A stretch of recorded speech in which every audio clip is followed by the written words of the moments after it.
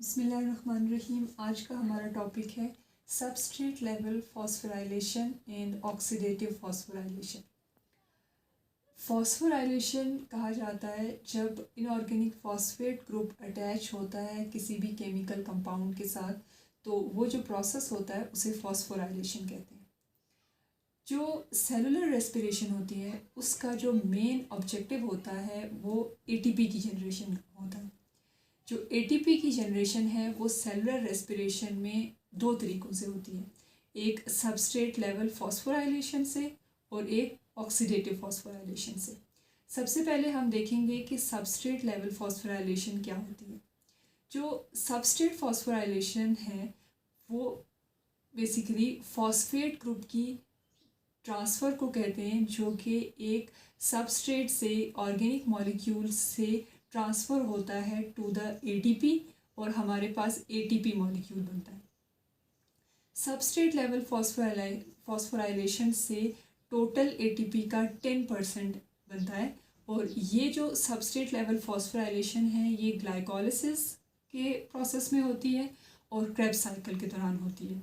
Glycolysis के process में ये स्टेप 7 और स्टेप 10 पे होती है, जब 1,3-बिसफॉस्फोग्लाइसरेट कन्वर्ट होता है इनटू 3-फॉस्फोग्लाइसरेट में। यानी जो इसके कार्बन 1 पे जो फॉस्फेट ग्रुप है वो अटैच होता है या डोनेट होता है to ADP in the presence of enzyme phosphoglycerate kinase, तो हमारे पास जो है वो एटीपी मॉलिक्यूल बनता है। और सेकेंडली जो है वो 10th स्टेप पे जब फॉस्फोफिनोल पायोरेट कन्वर्ट होता है into pyruvate in the presence of enzyme pyruvate kinase, तो फॉस्फोफिनोल पायोरेट जो है वो अपना फॉस्फेट ग्रुप डोनेट करता है टू एडीपी और एटीपी की सिंथेसिस होती है और इसकी कन्वर्जन जो है वो पायोरेट में हो जाती है।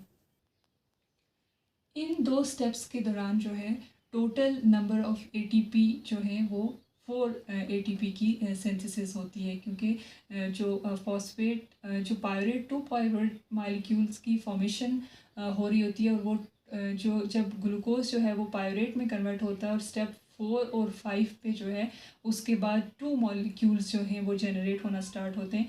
तो इस तरह से हमारे पास जो है इन दोनों स्टेप्स के बाद जो टोटल एटीपी की सिंथेसिस है वो 4 है।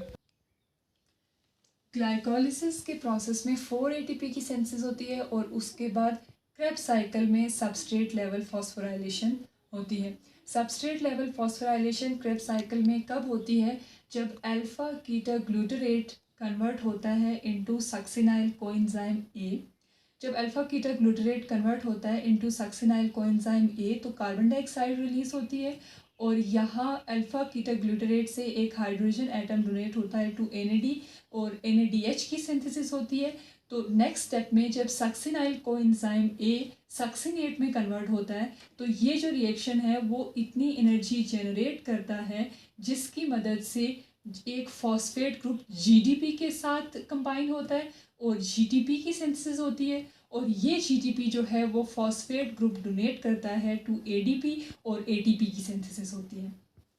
क्रेब्स साइकिल चूँकि 2 दफ़ा चलता है, इस तरह से जो है वो क्रेब्स साइकिल के दौरान सबस्ट्रेट लेवल फॉस्फोराइलेशन से जो एटीपी की सिंथेसिस होती है वो भी 2 मॉलिक्यूल ऑफ एटीपी की सिंथेसिस होती है। तो इस तरह से अगर हम देखें कि जो ग्लाइकोलिसिस का प्रोसेस है या क्रेब्स साइकिल का प्रोसेस है या पूरी जो सेलुलर रेस्पिरेशन है, इसमें जब सबस्ट्रेट फॉस्फोराइलेशन होती है तो उससे 6 टोटल एटीपी के मॉलिक्यूल बनते हैं और जो ग्लाइकोलिसिस के फर्स्ट स्टेप यानी प्रेपरेटरी फेज़ में जब 2 एटीपी मॉलिक्यूल यूटिलाइज हो जाते हैं तो हम कह सकते हैं कि जो सबस्ट्रेट लेवल फॉस्फोराइलेशन है वो टोटल 6 एटीपी मॉलिक्यूल डोनेट करता है, लेकिन उसमें से 2 जो है वो यूटिलाइज हो जाते हैं तो नेट गेन जो है वो एटीपी का 4 है। यानी substrate level phosphorylation net gain हम एटीपी का जो है वो 4 मॉलिक्यूल्स देखते हैं।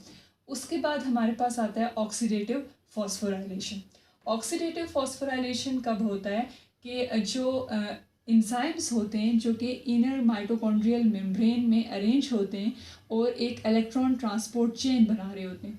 यानी जो NADH मॉलिक्यूल है और जो FADH मॉलिक्यूल है वो अपने इलेक्ट्रॉन जो है वो इन इंजाइम्स को डोनेट करते हैं, और जब इलेक्ट्रॉन मूव करते हैं from one enzyme to the another enzyme तो जो एनर्जी रिलीज होती है वो फॉस्फेट ग्रुप को ADP के साथ कंबाइन करती है और ATP के मॉलिक्यूल जनरेट होते हैं।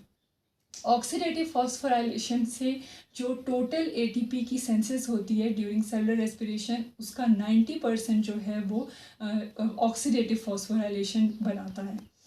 यानी जो है इसका ह्यूज कंट्रीब्यूशन है। अगर हम देखते हैं कि टोटल नंबर ऑफ ATP अगर 38 जनरेट हो रहे हैं ड्यूरिंग सेलुलर रेस्पिरेशन और उसमें से जो 6 हैं वो सबस्ट्रेट लेवल फॉस्फोराइलेशन बनाता है, जबकि जो 32 रिमेनिंग हैं वो ऑक्सीडेटिव फॉस्फोराइलेशन बनती है। और जो ऑक्सीडेटिव फॉस्फोराइलेशन जो 32 ATP बना रहा होता है वो कौन से रिएक्शन में बना रहा होता है, वो इलेक्ट्रॉन ट्रांसपोर्ट रिएक्शन के दौरान जो है वो ये ATP की सिंथेसिस करता है।